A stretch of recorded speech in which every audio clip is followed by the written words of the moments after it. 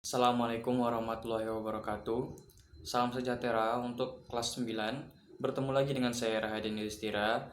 Pada pertemuan kita hari ini kita akan membahas mengenai mengungkapkan pengalaman dan gagasan dalam bentuk teks cerita pendek. Menulis atau mengarang merupakan suatu pikir kreatif dari tiap individu dalam menciptakan suatu karya sastra. Oleh karena itu, kalian harus berlatih menulis agar kalian dapat menuangkan segala ide, gagasan, dan pokok pikiran di dalam diri kalian.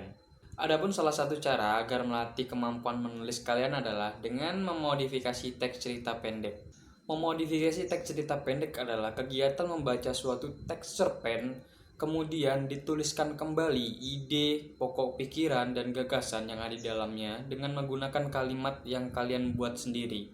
Adapun langkah-langkah dalam memodifikasi teks cerita pendek adalah yang pertama adalah baca teks cerita pendek dengan cara saksama.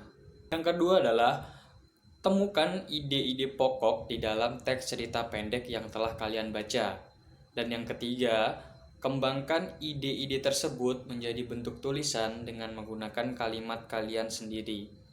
Selanjutnya, dalam memodifikasi teks cerita pendek, kalian juga harus memahami fungsi utama atau tujuan utama dari penulisan teks cerita pendek. Fungsi yang pertama adalah fungsi rekreatif. Fungsi rekreatif ini bertujuan untuk memberi rasa senang, gembira karena tujuannya untuk menghibur.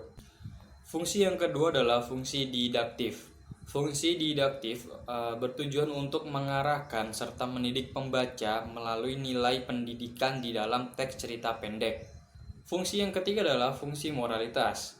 Fungsi moralitas maksudnya adalah di dalam teks cerita tersebut terdapat nilai-nilai moral atau etika. Dan yang terakhir adalah fungsi religiusitas.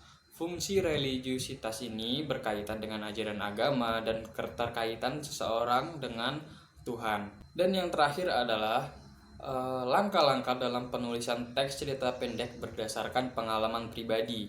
Adapun langkah-langkah yang harus dilakukan yang pertama adalah siapkan peristiwa yang menarik yang pernah kalian alami untuk dijadikan pokok atau ide utama pembuatan teks cerita pendek.